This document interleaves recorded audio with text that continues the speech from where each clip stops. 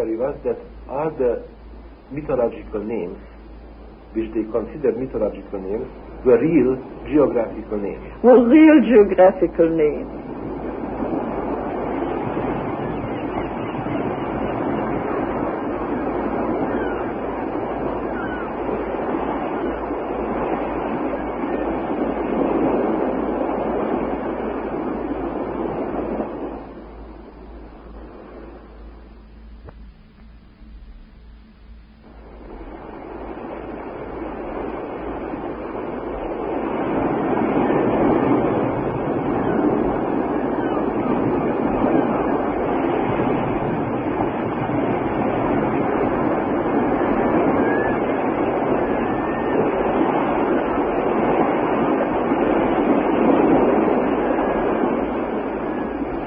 Now, let's listen to Dr. Manson Valentine again, interviewed by Noah Moore before their expedition to the underwater structures built by Atlanteans more than 10,000 years ago.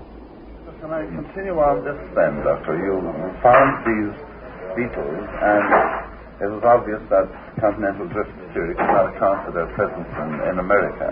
True. And the similarities between them and yes. Others in Europe. So where did you... Well, I started traveling and doing island work, island surveys in both oceans. I found in the Pacific a center of dispersal. It was almost imperative, we almost have to admit that there was once a center of dispersal for organisms and even mankind in the Pacific. Mm-hmm. In the Atlantic, it's the same story. A center of dispersal. That means you tracked down through various artifacts. You tracked down the origin of... The origin, exactly. And in archaeology, it is admitted today by our archaeologists that all the tools in the Pacific had a central origin. Yeah, the tools used the by tools used, men. yes. The axes, the greenstone axes, the poi grinders, and whatnot. There must have been this center of dispersal. As far as the animals are concerned, the endemic insects, mollusks, and so on, the snails, land snails, they can't get around unless they are transported. Not by environment, because that's not capable of doing it, but by man. Well, if you rule out that, you have a tremendous fauna which obviously has its roots in a central dispersal zone. Then you have evidence for a submerged continent. And was this true in the Pacific? Does it refer to Lemuria? Yes, exactly. Sure. It was there. No doubt about it.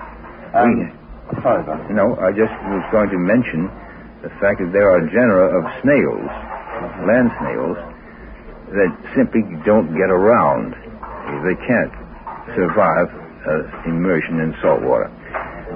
And these are confined to the Pacific. There have been no records of these particular forms on any of the continents. They are definitely Pacific. And the same is true of many insects, especially the beetles, which I've been working on. And so they had to originate plants. They had to originate in some land area. Yes, absolutely. The distribution is such that it paints a very vivid picture of the demise of an area that once was their home ground. Is there any documentation on this, Doctor? Not yet. I'm working on it. And the same thing you would say applies to the Atlantic. Like somebody mentions, the Russian study mentions carp, for instance, freshwater fish found on both sides of the Atlantic, and he points out that there's absolutely no way that they got over in the saltwater environment. No way. In Brighton, England, with Edgerton Sykes, we asked him to talk about mythology, comparative mythology, and its value. One of the things in dealing with history is that once you get before the days when you had documents written, everything had been handed on by somebody else. Now, Roman mythology was taken over and adapted from that of the Greeks. Greek mythology was taken over from two distinctly different sources. One, their predecessors in the Mediterranean, and the other, the Egyptians.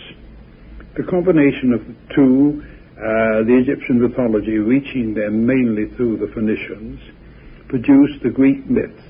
But don't forget that the wars of the Titans and the giants and all that all occurred thousands of years before the first Greek arrived in the Mediterranean. They are the stories of the peoples who were there before them. Well, the story of Atlantis is in exactly the same field. It has been handed down from one generation to another, from one tribe to another, from one conquered race to their conquerors.